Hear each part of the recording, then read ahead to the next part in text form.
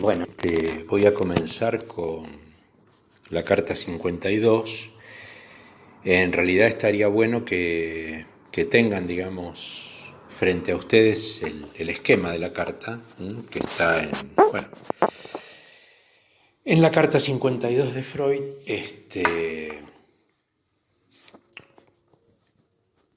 que es de 1896, es decir, contemporánea del proyecto que mencionábamos el otro día, bueno, en el audio anterior, cuando hablamos de vivencia de satisfacción.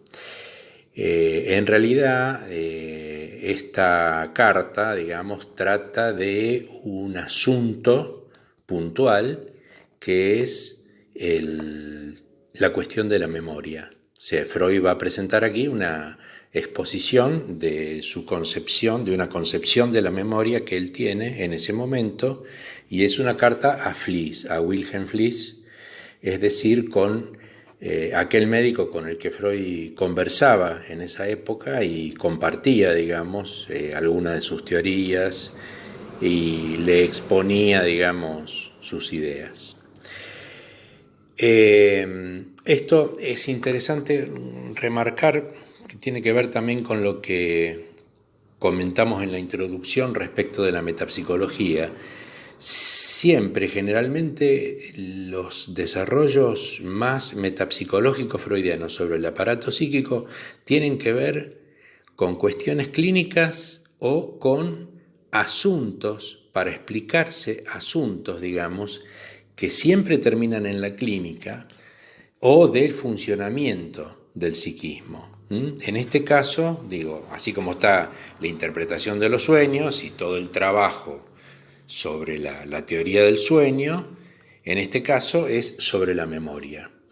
Es un trabajo prepsicoanalítico, formalmente hablando, porque está antes de, digamos, lo que sería la inauguración oficial del psicoanálisis, que es interpretación de los sueños, pero en realidad prepsicoanalítico más o menos, porque en realidad en otro idioma, en términos de grupos neuronales todavía, Freud plantea algo digamos, que ya va entrando en el psicoanálisis. De hecho, está el tema de la inconsciencia ya planteado, la preconciencia, la conciencia, o sea, elementos que van a estar ya en la primera tópica. Entonces, bueno, volviendo, primero voy a presentar el esquema, que es el que yo les decía que estaría bueno que ustedes lo vayan viendo, digamos. El esquema es el siguiente: de izquierda a derecha tiene un primer lugar, ese esquema de aparato psíquico que es la percepción, la P.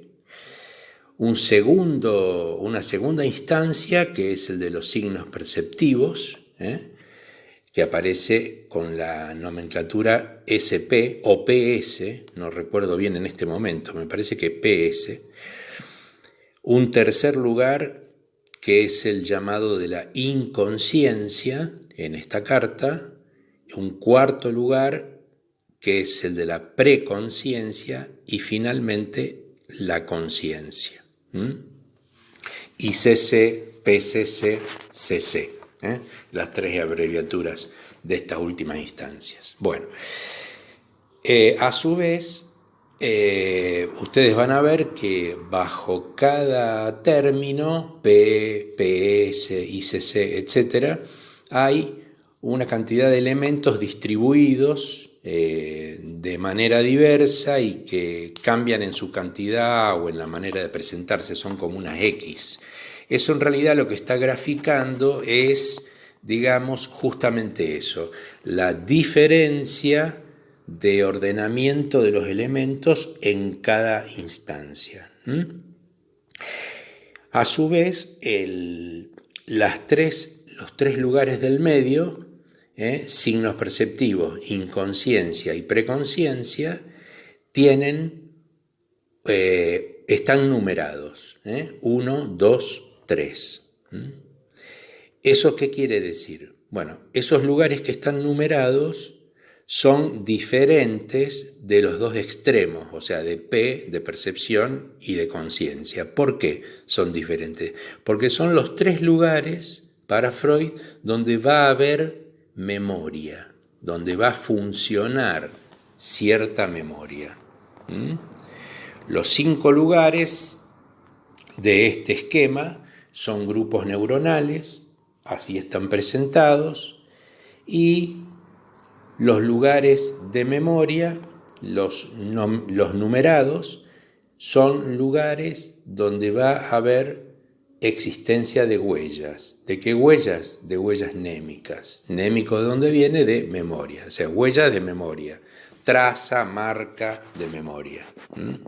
Bueno, lo que vamos a tener en cuenta también es otro elemento que Freud lo llama la condición del estímulo. Esto es fundamental también. Esa condición del estímulo, dice Freud, puede ser placentero o displacentero. Ya juega ahí la serie placer-displacer. Esa condición del estímulo va a ser fundamental porque va a ser determinante en otra cuestión que es lo que Freud llama transcripción-traducción. Ahora bien, esta condición del estímulo, digamos, placer-displacer, lo que Freud va a privilegiar es la cuestión de lo que él va a llamar ahí el desprendimiento sexual, especialmente en la infancia, o sea, el desprendimiento sexual de placer o displacer, es decir, ya con una connotación sexual, y se está refiriendo básicamente a la sexualidad infantil, porque arranca, digamos, de la cuestión infantil. El otro elemento, les decía, es traducción-transcripción, o sea, estoy poco poniendo sobre la mesa los elementos conceptuales que hay en la carta, después los vamos a ir articulando. Traducción-transcripción, y la idea, como él le dice a Fliess, es, dice Freud, la idea de que la memoria es multívoca y sufre de tanto en tanto transformaciones o, digamos, reacomodamientos. ¿Qué quiere decir? Quiere decir, la memoria es multívoca, o sea, no hay una sola forma de memoria. La memoria tiene varias formas y esas formas son diferentes entre sí. Y además, con el tiempo, esa memoria, que tiene varias formas, va sufriendo modificaciones, va cambiando.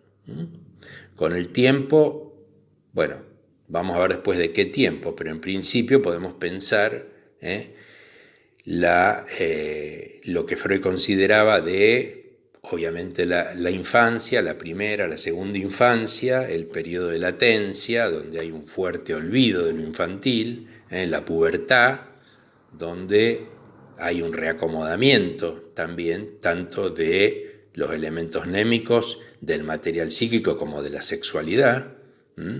Bien, yo hablo de sexualidad infantil, supongo que ustedes tienen una idea, por supuesto, de la sexualidad infantil que han visto en primer año, dentro de lo que, digamos, es en el psicoanálisis la sexualidad infantil. Y por último, este aparato tiene un sentido, una dirección. Sentido lo digo como sinónimo de dirección, que es que está concebido en que hay un movimiento del estímulo de P a CC, o sea, entrando por el extremo perceptivo para finalizar, en el mejor de los casos, en la conciencia. Digo en el mejor de los casos porque, bueno, vamos a ver qué puede pasar que no llegue a la conciencia. Pero en este caso, digamos, de llegar a la conciencia o lo que llegue a la conciencia será lo que nosotros llamamos, de ordinario, el poder recordar algo, es decir, el tener memoria de. Me acuerdo que ayer tal cosa, bueno, me acuerdo que en esa época tal otra, bueno, eso que llega a la conciencia en este esquema es el producto de un movimiento que Freud va a llamar progrediente, o sea, de cierto progreso, de cierto tránsito progresivo de la percepción a la conciencia.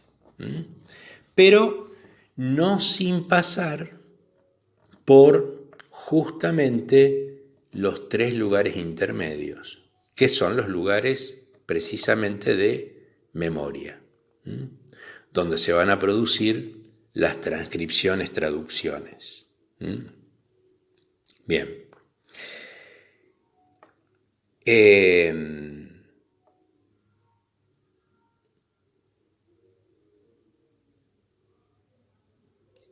Esas transcripciones, traducciones, a ver, primero voy a remarcar esto. Generalmente hay diferencias en la idea de lo que es una transcripción a lo que es una traducción. Generalmente uno puede usarla como sinónimos, pero digamos, siempre y cuando admita algunas cuestiones. Por ejemplo, generalmente uno habla de transcribir algo cuando lo pasa de un lugar a otro. En cambio, la idea de traducir implica una alteración de eso que se está traduciendo o que se está pasando de un lugar a otro. Si yo traduzco lo que estoy diciendo ahora al inglés, obviamente, serán palabras diferentes, una fonetización diferente, algo totalmente distinto. Si yo transcribo esto que estoy diciendo en castellano a un papel, será lo mismo, pero tampoco será lo mismo, porque ustedes ya no escucharán una voz, sino que tendrán que leer algo en un papel. Es decir, que es muy difícil pensar en una transcripción pura, digamos, sin alteración de nada, que no conlleve en sí mismo una cierta traducción, al menos si no a veces de lo que puede ser el contenido, sí en la forma y en la presentación que adquiere el material. De manera que, bueno, esto lo aclaro porque yo sé que se trabaja esto en algunas comisiones, con algunos docentes, trabajan esta cuestión, transcripción, traducción, hasta dónde son lo mismo, hasta dónde son diferentes, etc. Es algo que suele conversarse. Ahora, ¿cuál es el punto fundamental? Porque, digamos, el aparato, este aparato anímico que Freud esquematiza acá, este aparato psíquico, no va a transcribir o a traducir los elementos, digamos así, por deporte. Los va a transcribir, es decir, los va a ir moviendo de lugar y en distintos lugares de memoria, progredientemente, de la percepción a la conciencia, pasando por signos perceptivos, inconsciencia, preconciencia, los va a ir moviendo de determinada manera según lo que situé antes como concepto importante, según la condición del estímulo. De manera que va a haber una ley prácticamente que se va a cumplir, que es la siguiente: si la condición del estímulo es displacentera, a mayor displacer, mayor necesidad de transcripción y específicamente de alteración del material que se va a transcribir. Si la condición del estímulo no es tan displacentera, o es placentera, su transcripción no va a requerir de demasiada alteración o modificación. Es decir, el material se altera más cuanto más displacentero es, y es, digamos, ese displacer especialmente ya Freud lo sitúa en esta época como vinculado a un desprendimiento sexual displacentero, por la razón que fuere. A un desprendimiento sexual displacentero, por la razón que fuere. Bien,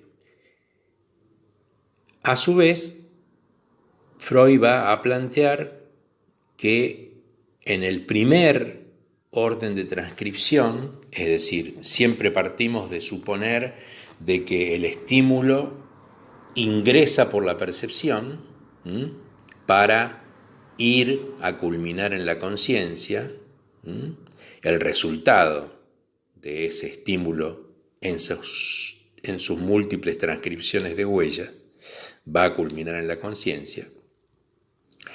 Entonces, decía, suponiendo el ingreso por la percepción del estímulo, tenemos un primer orden de transcripción que es el orden de los signos perceptivos. Freud dice que este orden de los signos perceptivos, que aquí se van a producir y van a estar la primera transcripción, que serían huellas habidas de la percepción, que están presentes en la percepción, esto después lo vamos a tratar de aclarar un poco, y que su lógica en esta instancia de los signos perceptivos, esta instancia predomina un ordenamiento por contigüidad y simultaneidad de las huellas. Esto es que en cada instancia, así como en signos perceptivos está este ordenamiento que Freud plantea, simultaneidad y contigüidad, en cada instancia vamos a ver que hay un ordenamiento diferente, como si fueran provincias donde rigen fueros distintos, donde rige una ley diferente. Y la condición del material para poder ser transcripto, la condición y el efecto también, la condición del material que se transcribe a una instancia es que se ajuste a la legalidad de esa instancia. Y al mismo tiempo, o por lo mismo, esto mismo de algún modo lo altera. Es muy difícil pensar en una transcripción o traducción sin alteración alguna. Aunque Freud, después lo vamos a ver, admite que esto podría pasar.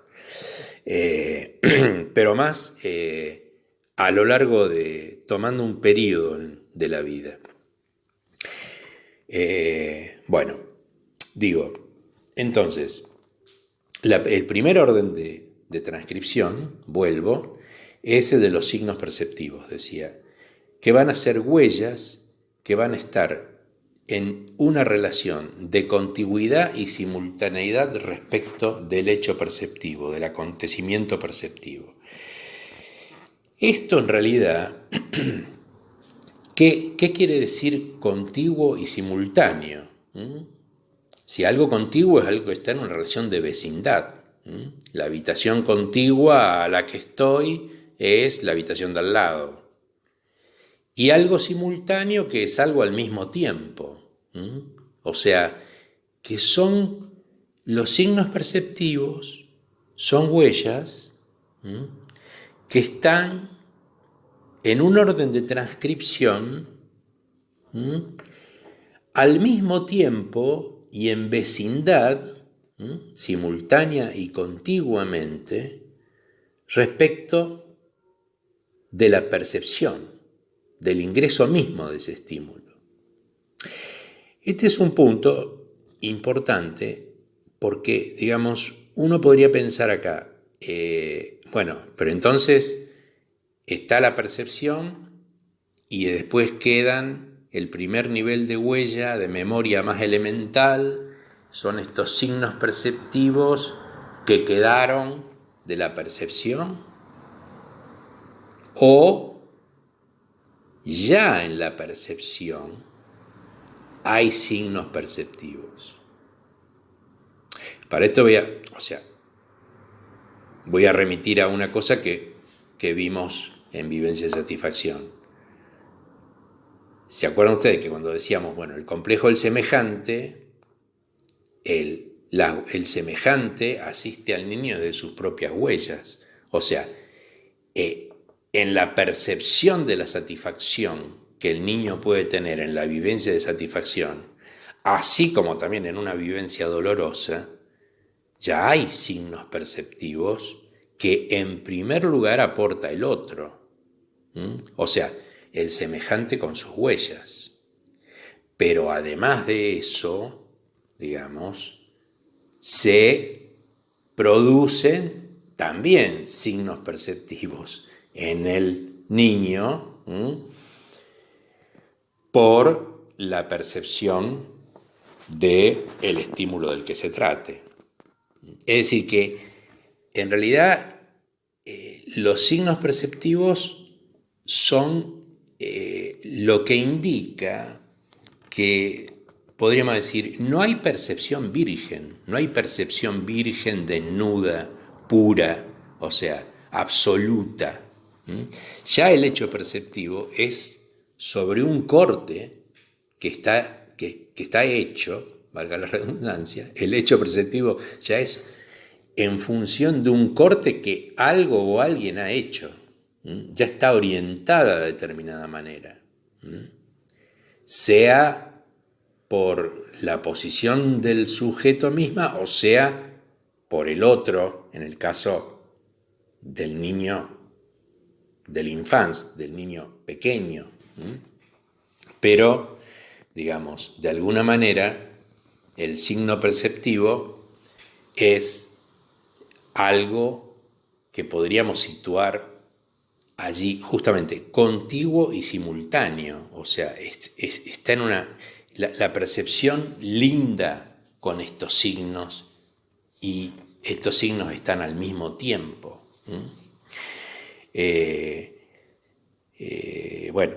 Hay otras, Lacan, por ejemplo, cuando trata, no voy a entrar en esto en detalle, pero para marcar una relación con esto, Lacan dice en determinado momento, todo perceptum, que sería, el perceptum sería lo percibido, eso percibido en el acontecimiento perceptivo, en el hecho perceptivo, todo perceptum tiene está conformado, está estructurado ya de una manera significante. En otro momento dice, el signo perceptivo freudiano tiene que ver con lo que yo planteo del significante. Bien, o sea, pero haciendo esta salvedad, yo digo esto, ¿no? Ahora, haciendo esta salvedad, hasta ahí, digo, como hecho contiguo y simultáneo de la percepción. ¿Por qué digo esto? Porque en realidad si vamos a tomarlo ya como significante en el sentido lacaniano de una manera más cabal, más directa, ya tenemos que contar con la inconsciencia. Pero esto lo digo lateralmente porque en determinado momento a mí se me ocurrió cierta articulación entre la Carta 52 y algunas cuestiones que Lacan trabaja en determinados lugares, y eso, en el apunte, en la parte 2 del apunte 1, que figura ahí en material mío de bibliografía ampliatoria y qué sé yo, van a encontrar algo de eso. Pero sigo de una manera más clásica con la Carta 52, que me parece para tratar de ir dándoles una idea de esto más bien en Freud. Respecto de la transcripción a a lo que es la inconsciencia, lo que Freud va a decir es que en la inconsciencia lo que predomina como legalidad es que allí las huellas ya se van a tener que ordenar u organizar de acuerdo, dice Freud, a nexos causales, tal vez recuerdos de concepto, dice. ¿Qué quiere decir eso? Lo primero que quiere decir es que en esas huellas que a nivel de los signos perceptivos eran justamente meros signos que funcionaban como haciendo un corte, como enmarcando dónde transcurriría y qué quedaría del hecho perceptivo, que, bueno, no lo dije antes, ahora me acuerdo que no lo dije antes, que no tiene memoria, la percepción no tiene memoria. Yo les dije antes que la percepción, que las tres instancias del medio, las numeradas, son los lugares de memoria. Por ende, percepción y conciencia carecen de memoria. Bueno, perdón por el desvío, vuelvo. Decía que los nexos causales en la inconsciencia nos están indicando que en esa transcripción se va a producir algo más, que es lo siguiente, que lo que va a ocurrir es que esas huellas, que antes eran simplemente mera simultaneidad y contigüidad, como transcripción más básica de la percepción y en la percepción, ahora van a tener que tener alguna relación, nexo. Nexo es relación, conexión, etc. Tal vez recuerdos de concepto. Esto de recuerdos de concepto es una idea que también es pariente del proyecto. No olvidemos que la Carta 52 es contemporánea del proyecto. Que el recuerdo de concepto, digamos, no quisiera entrar ahora en esto porque me parece que puede complicar las cosas, pero Freud habla en el proyecto de justamente todo lo que se va produciendo. Yo les decía la otra vez que se van produciendo, digamos, distintas funciones: el recordar, el pensar, el juzgar, el concepto, pero no el concepto en el sentido de qué concepto consciente tengo de tal cosa, sino el concepto en el sentido de qué concepto, entre comillas, de satisfacción se va inscribiendo para alguien. Entonces, pero lo más importante, me parece, para retener es esto de que en la inconsciencia va a haber nexos causales. O sea, las huellas se va a producir cierta conectividad en las huellas. Para dar un ejemplo grosero, si yo antes tenía tales signos perceptivos, A, B, C, D, bueno, ahora en nexos causales podría decir, bueno, C igual D menos B. Es decir, por decir algo poco grosero, pero para dar esta idea, que va a haber una conectividad que le va a dar otro estatuto a ese material. Y finalmente, en lo que es la preconciencia, bueno, aparece en escena como legalidad para que se pueda transcribir un material, aparece en escena la representación palabra, que va a quedar como concepto metapsicológico, bueno, a lo largo en la primera tópica, en la segunda. La representación palabra, que Freud dice que tiene que ver con el yo oficial, es decir, con que en esta instancia, si las huellas, el material psíquico que se va transcribiendo, traduciendo, en las distintas instancias de memoria no se organiza como representación palabra, si no se organiza como representación palabra, no puede pasar a la conciencia. Es decir, que el producto final del recorrido progrediente, según las alteraciones que se hayan producido en las múltiples transcripciones, en los 3 lugares de transcripción, signos perceptivos, inconsciencia, preconciencia, hasta llegar a la conciencia, lo que llegará será lo que pueda entrar a la preconciencia como representación palabra. Podrá llegar a la conciencia.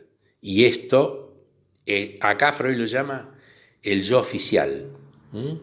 Interesante porque en relación a lo que decíamos en la primera reunión introductoria del descentramiento del sujeto, fíjense que aquí ya está el yo oficial, o sea, lo que oficialmente es alguien, es esa partecita de la palabra y el yo oficial que pasa a la conciencia, pero está, por otro lado, está todo el movimiento transcriptivo en las otras instancias que no forman parte del yo oficial.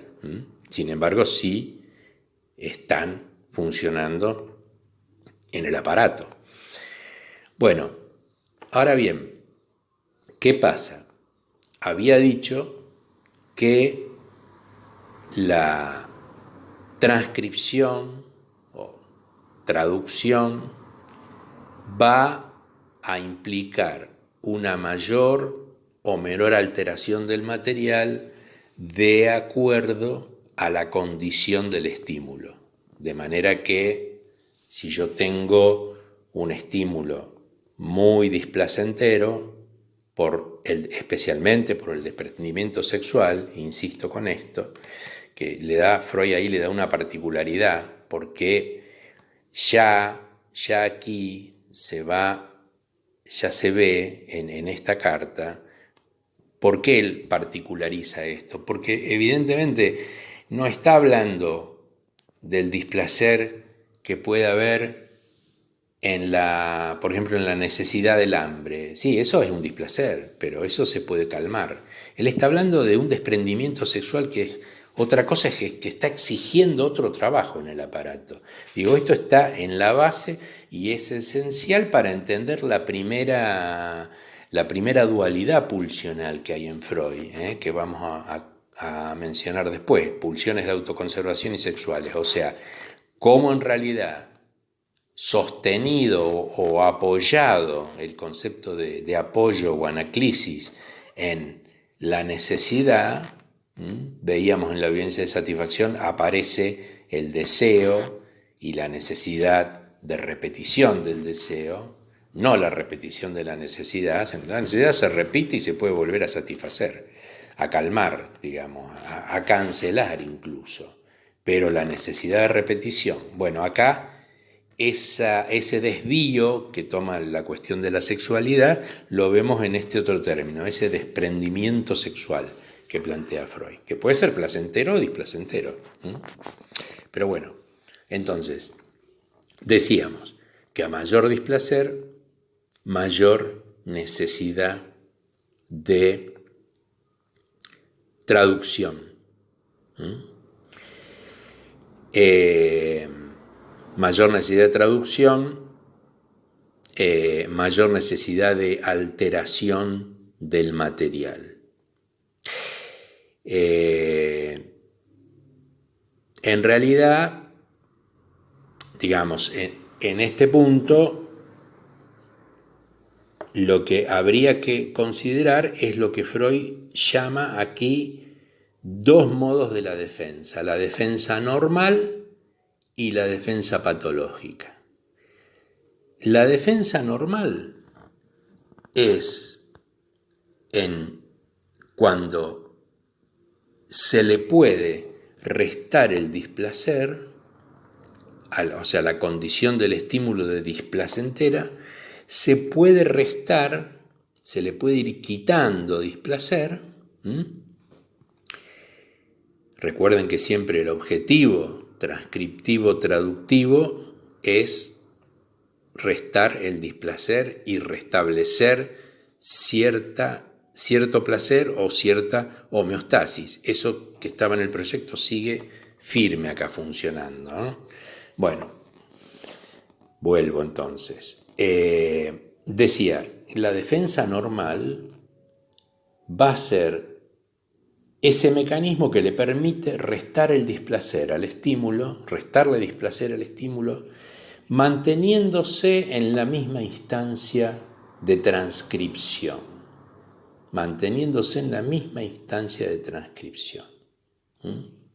De manera que si ahí ya resta displacer, aunque el material se transcriba a otra instancia, se tendrá que ajustar, por supuesto, a las leyes de la nueva instancia, y ahí habrá alguna alteración, pero no será una alteración tan fuerte, digamos, tan importante del material. Ya esta idea de alteración para evitar el displacer está después. Bueno, ustedes que en primer año vieron Sueños, acuérdense de la desfiguración onírica. Bueno, que se altera algo para que no produzca displacer. Bueno, en cambio, puede pasar que el displacer no se pueda restar, y en ese caso obrará, dice Freud, una defensa patológica. Esa defensa patológica ya, para Freud, aquí ya aparece con el nombre de represión. Es, no sé si el primero, pero uno de los primeros antecedentes del término represión, que sería sinónimo de lo que Freud llama la denegación de la transcripción. Es decir, que haya un nivel de displacer tal que sea necesario detener la transcripción, porque ya no habría forma, pasando a la instancia siguiente, no habría forma de conjurar o de reducir el displacer. Es decir, que ya esto sería, la represión ya sería denegar la traducción. Se detiene la traducción. ¿Y dónde se detendría, digamos? Uno podría decir, bueno, deduciendo de lo que uno sabe que después Freud va a plantear, evidentemente estaría entre la inconsciencia y la preconciencia la represión. Sí, es una posibilidad para Freud, pero también puede ser que se detenga la transcripción entre la inconsciencia y los signos perceptivos. O sea, él maneja esa posibilidad. Así que bueno, nada, por ahora eso lo dejamos ahí, digamos. Pero entonces, creo que más o menos está planteada la lógica y la idea de la Carta 52.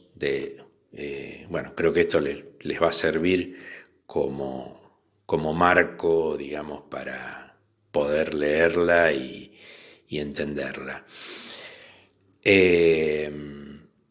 No sé si me ha quedado algo en el tintero, pero digamos, en cuanto a la lógica de la carta, básicamente es esto que les he venido trayendo hasta acá. De todas maneras, voy a pasar ahora a otro audio, que también lo voy a titular Carta 52, número 2 sería, donde les voy a comentar lo que para mí es una clínica incipiente en la Carta 52 y algunas relaciones con el tema del aparato psíquico de interpretación de los sueños. Entonces, hago una pausa aquí para pasar a una segunda parte de esto que lo vamos a llamar en el archivo Carta 52.2.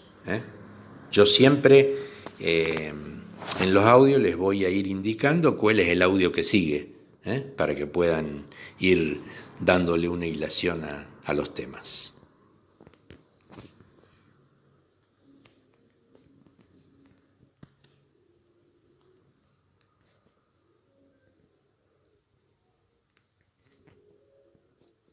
Deslice 2 dedos. Bloquear llamadas al grabar. Tocar 2 veces para activar.